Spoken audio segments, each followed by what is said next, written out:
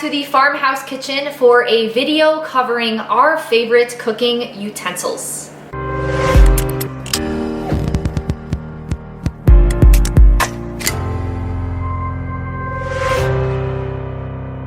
So since cookware is something that we interact with pretty much daily, I think it's a good idea for optimal long-term health to avoid using utensils that can leach heavy metals and toxins into our food, especially if we're going out of our way to buy high-quality meat, high-quality eggs, or organic produce, and then using cooking utensils that will leach toxins and heavy metals into our food. So there are a ton of new fancy cookware options out there with claims that are non-stick, non-toxic. It's kind of hard to navigate all the different options out there. So we have ultimately decided with stainless steel pots and pans and glass cookware, we have found that these have been really easy to work with. We've been using them now for over a year, and we think that they're some of the safest cooking options. However, not all stainless steel pots and pans are the same. So you should look for magnetic pots and pans. So just take a little magnet with you when you go shopping, and you just want to make sure that the magnet sticks to the pan. So non-magnetic stainless steel pots and pans have high levels of nickel in them, and nickel is a metal that can be allergenic or carcinogenic. So you want to make sure that your pots and pans are magnetic. So in terms of other safe cooking vessels, I think that cast iron pans are great. However, only if they are seasoned properly. Sarah and I used to own cast iron, but ours would rust all the time. We didn't take good care of our cast iron pans, and that's just a whole nother thing to learn. So we steered away from those. Plus, I'm trying to reduce my iron exposure. I'll include some links in the description below from Dr. Ray Pete and Morley Robbins on some of the dangers of excessive iron exposure. I think that non-stick pans can be really problematic with harmful chemical releases, harmful toxins, especially when those pans are chipped. And then I've heard that ceramic are okay options, but that a lot of them are high in lead. So those are other options for you to look into, but like we said, our favorites are the magnetic stainless steel pots and pans and the glass pans. So let's take a look at which ones we decided to go with and what we've been using for more than a year now. So this is our magnetic stainless steel pot and pan collection. We ordered this off Amazon. It is a Farberware Millennium collection, and so this all came together, and this is magnetic both on the outside and on the inside there. So this kind of fits pretty much all of our cooking needs. And you'll see there is some discoloration, but that's not rust, it's just discoloration from a lot of use. But these are really easy to clean, and we'll show you guys how we like to clean them. But these pots here, these are great for braising. Like you can throw an oxtail or other collagen-rich cuts in here and braise it. You've got plenty of space for water. You can make stews in here. These we can do more smaller braising of smaller items, and then we use these pans here to cook up our meat, like ground beef, liver, or eggs. However, just as a note, because these are not non-stick, you will definitely have to add cooking fats onto here, and our favorite is beef tallow. You can also use butter and coconut oil. So provide a small layer of cooking fats on here to avoid your food from sticking a lot. So in addition to this magnetic stainless steel collection, we also like this Vision Glassware Set. So the brand is Vision Corning. So this is like a unique glass that does not release any toxins while you're cooking. I do not think that they sell these anymore. So we actually bought this on eBay. So these are not the easiest pots and pans to find, but this is a very safe cooking vessel. However, I would note these are not the best for sauteing and cooking your eggs in, as an example. They stick pretty easily. You have to provide quite a bit of cooking fats on here. So we like to stick with these ones for cooking eggs and meats and things that can potentially stick. And then we like to use these to heat up our broth or to stew fruits. So as an example, let's go stew some apples. So I've got some apple chunks here, so I just peeled the skin off and chopped it into little chunks. And then we will add these apple bits into here. You do not have to stew your fruit. However, it is really delicious. And if you have any problems with some fruits, like some fibers in fruits, it could benefit your digestion to stew it a little bit to break down those fibers.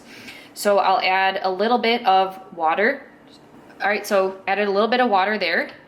And we are just going to turn it onto low, cover, and let it sit for a little bit of time until the apples kind of soften up and a lot of the water kind of goes away. Here's just another great tip I heard about cooking pots and pans, like what to use a long time ago, was to vary your uses so you don't just worry about one different toxin continuously exposing yourself to. So granted, this is very minimal toxin exposure, both of these, but it would be a good idea maybe to alternate, you know, this every few days, then something like this every few days, and especially like if you've got an Instapot, for example, that's going to be another different one. So it's always good, just like everything in life, to have a little bit of variety. Yeah, for sure. On the note on the Instapot, so we have this Duo Nova. We're cooking some tallow in here right now. We got the 10 quart, yes. I believe. As you can see, it is a metal insert. However, this is a big no-no, guys. It's not magnetic. See, I've got my magnet here. It's not magnetic. So it's not the best, but it is like the best option in terms of Instapots we've found. And we really only use this to make tallow for the chickens at Angel Acres and making broth. And when we make broth, we like to use the pressure cook, so it's only in the Instant Pot for like 3 hours, so it's no big deal. So like I said though, you're alternating between different ones, and so therefore a specific toxin doesn't become like a high level and a worry. So let's also cook some eggs on one of these pots so we can show you guys how we make sure it doesn't stick and also how we clean those pots. So let's cook up some liver and eggs. So this is our tallow that we made a while ago. Just gonna get some tallow out there. And we'll turn the pan on high at first and let this melt. So we get a little coating.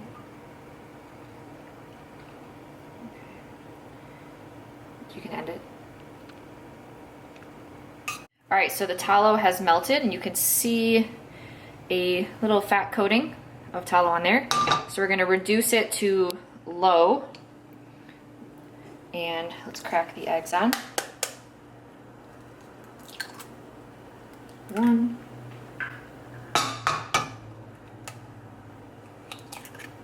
And 2. And then just cover. So now these Angel Acres eggs are cooked to our liking. We've got the egg whites cooked and the yolks still jiggly and raw, making the nutrients in both of those the most bioavailable. So let's see how we did. Bada bing, bada boom. 1.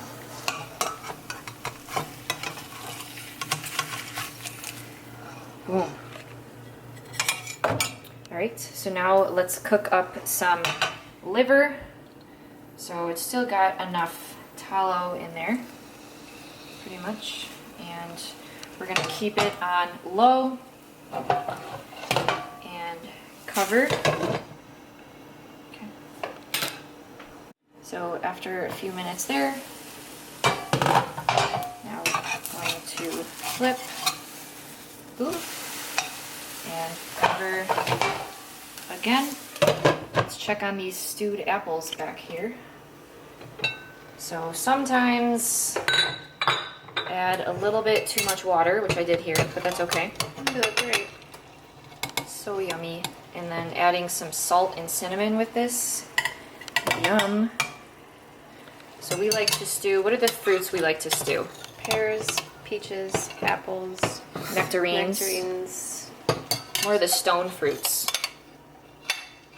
And so as you guys can see, This glass Vision cookware works really well for this. And the liver is done. So That looks inappropriate. it's an eyeball and a nose and a mouth. Yes. Let's check on the liver. Let's see how it is. See, this is our favorite. It's like light pink. Great.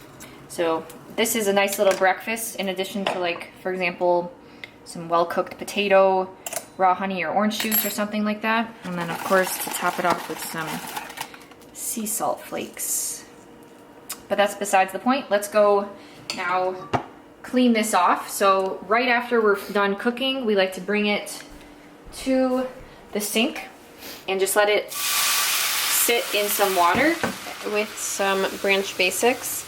And the Branch Basics really just helps soften up that stuff that's stuck to the bottom. We just let it sit for a little bit. So if you were to come back, you can use one of these or you can just use like a foam. We usually use foam, but this is what we have right now. So gentle, be gentle with it, and it should easily, boom, come off. And just like that, it is clean. Give or take a few places she didn't clean. As I mentioned, we like to use this big pot to, like, for example, boil sweet potatoes and other potatoes. And then this is the thing we use to bake squashes in the oven.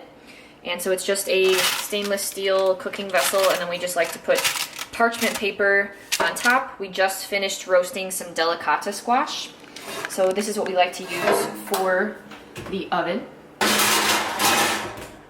This is what we heat our water in for our coffee, and then this is our stainless steel French press that we brew our own coffee in. So I would recommend getting something like this. It's all metal. That way you're not dealing with the plastic and like the common ones.